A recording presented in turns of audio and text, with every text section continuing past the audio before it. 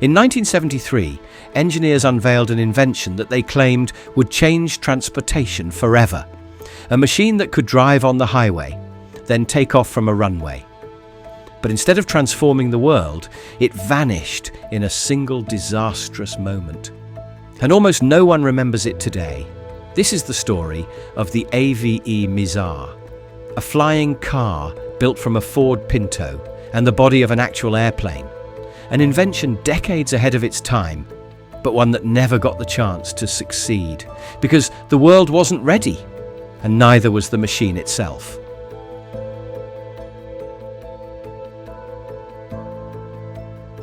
The early 1970s were overflowing with futuristic optimism.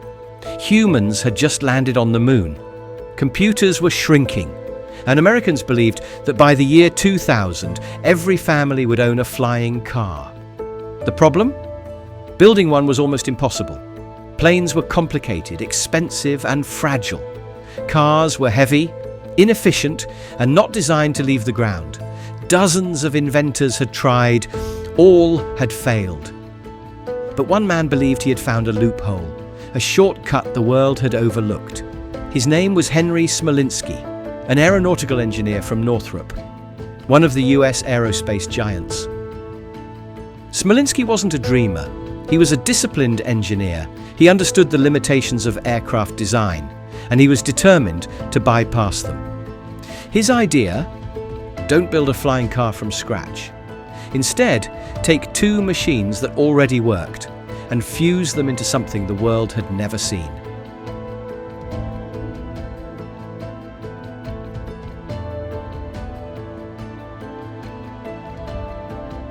Smolinski and his team at Advanced Vehicle Engineers, or AVE, unveiled the Mizar. Picture this. The front half was a normal Ford Pinto. Steering wheel, seats, engine, everything. The back half?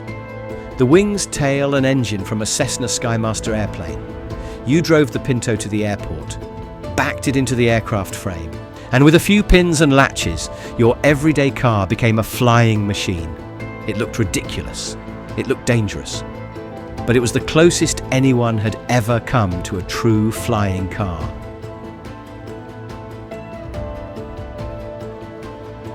Here's the basic idea.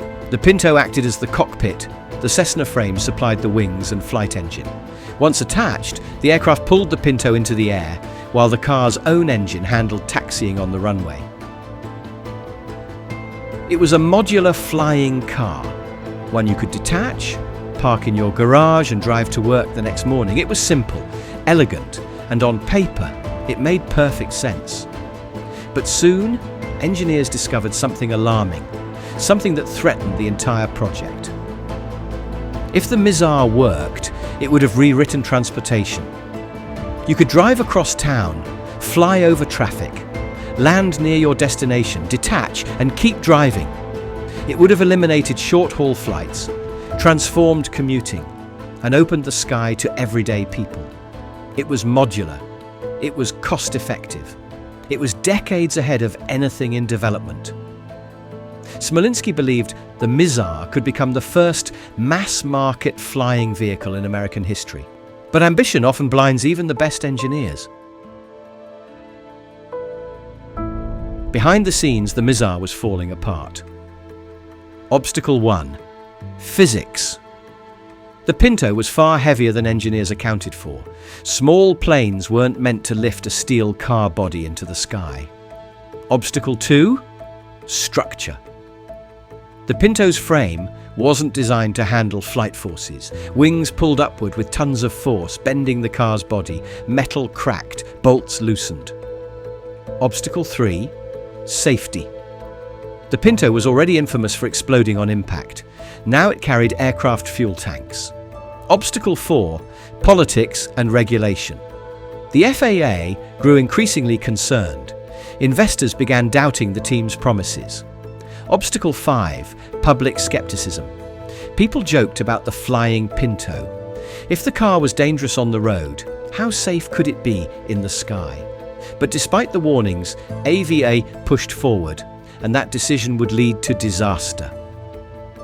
The final blow came during a test flight on September 11, 1973. Smolinski and his colleague Harold Blake boarded the Mizar for what they hoped would be a breakthrough flight. Almost immediately, something was wrong. The right wing shook violently. The aircraft struggled to climb. Witnesses saw parts shifting unnaturally. Then, a critical attachment point failed. The Pinto separated from the aircraft frame. The machine flipped, and within seconds, it plunged into a hillside. Both men were killed instantly. The flying Pinto had met a tragic end.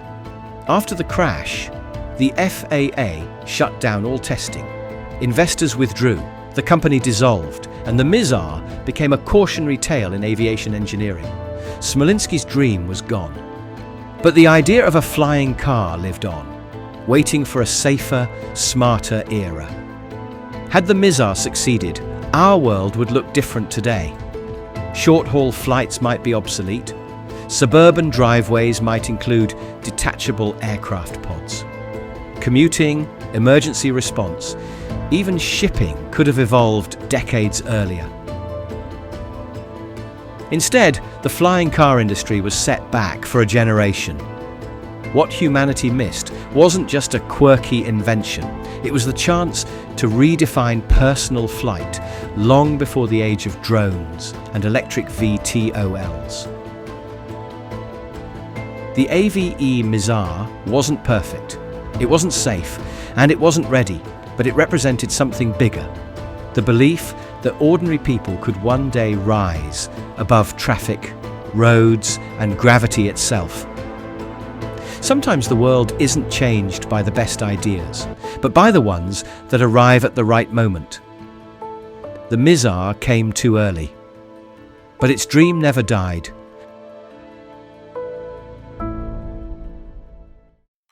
If stories like this fascinate you, consider subscribing. And if you want us to cover another strange invention or lost technology, just leave a comment below. Your idea might be the next video.